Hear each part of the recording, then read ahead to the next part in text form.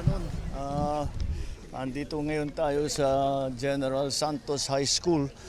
Tinitignan natin lahat ng naging damage dito sa eskwelahan para malaman natin. Napuntahan na natin yung ospital, napuntahan natin kung saan nagdi-distribute ng AX, 4,000 yata yung nandun, at dalawang eskwelahan. Ito at saka Charon, malapit lang dito.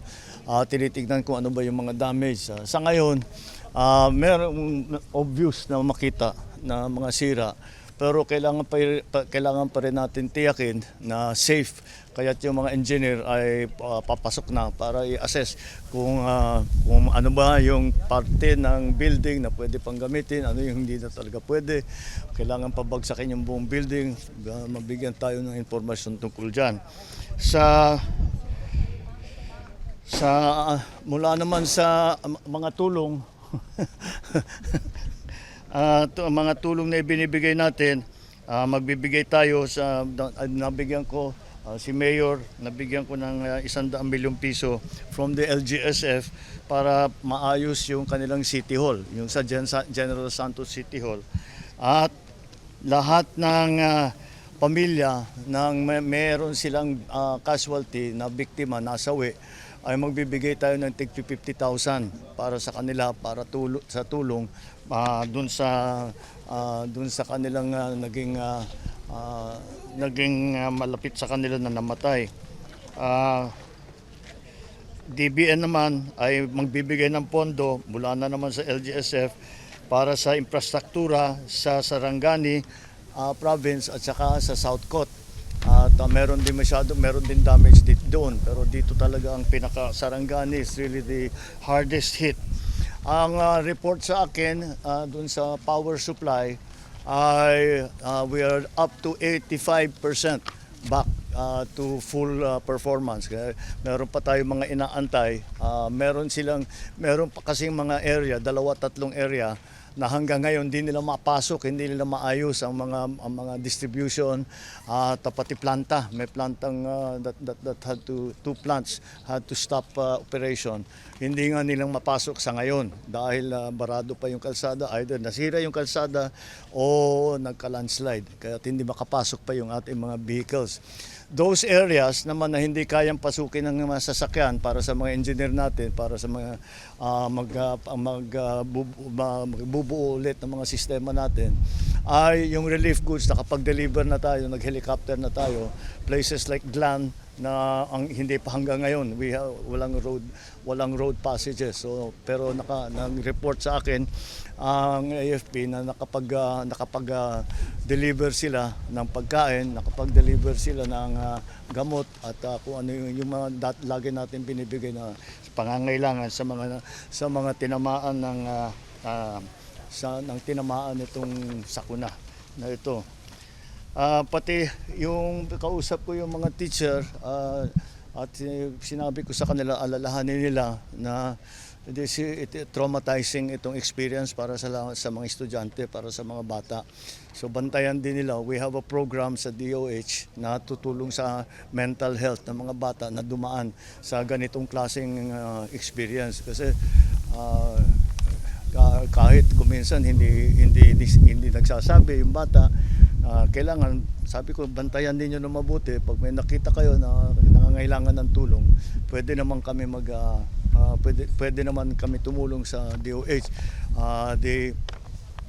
Yung mga teacher mismo, ang gagawin nila, meron silang training after this. Magte-training sila para diyan, precisely para makausap, provide a little therapy sa ating mga estudyante. That is one of the main concerns. Kuminsan hindi masyadong napapag-usapan yan.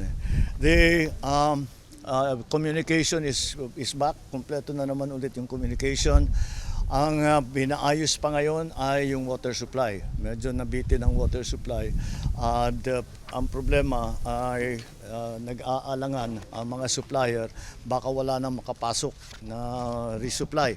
So dinadahan-dahan nila yung pagbenta. So we are assuring them, huwag nilang ilalahanin yun dahil kapag nagkaubusan ng supply, magdadala kami ng panibago.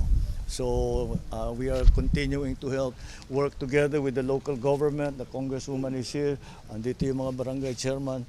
We are continuing to work with them closely to make sure that all the needs, yung immediate needs ng mga naging biktima ay matulungan natin kaagad. Even kahit yung mga walang trabaho ngayon, doon sa nakita natin, baka masama tayo sa casualty rate.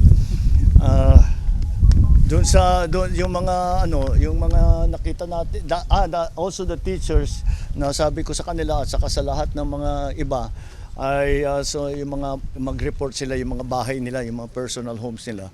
Kung kailangan nila ng tulong, NHA, papasok ang NHA para tulungan sila.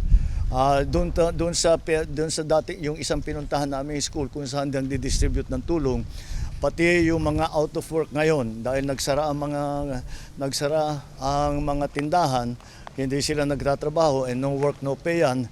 Kaya meron din silang konting tulong na tinatanggap mula sa DSWD at saka siyempre yung tupad sa DOLE and IX na ating tulong for all our citizens in crisis situations. So patuloy lang ang ating ginagawa. We are still trying to assess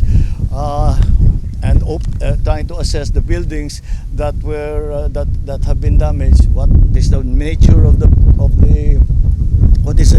the damage? What do we need to do to put them back into service? Whatever, yun ang ating unang ginagawa. Of course, the first step was always mag-provide ng relief goods, mag-provide ng healthcare at evacuation. So that is now we are also working to very quickly open lahat ng mga daanan para kahit saan makapasok na yung mga sasakyan natin, magdala ng tulong, mag-ayos ng mga electricity, ng mga water system at mabilis na ang pagdala ng serbisyo rito. So that's the situation right now.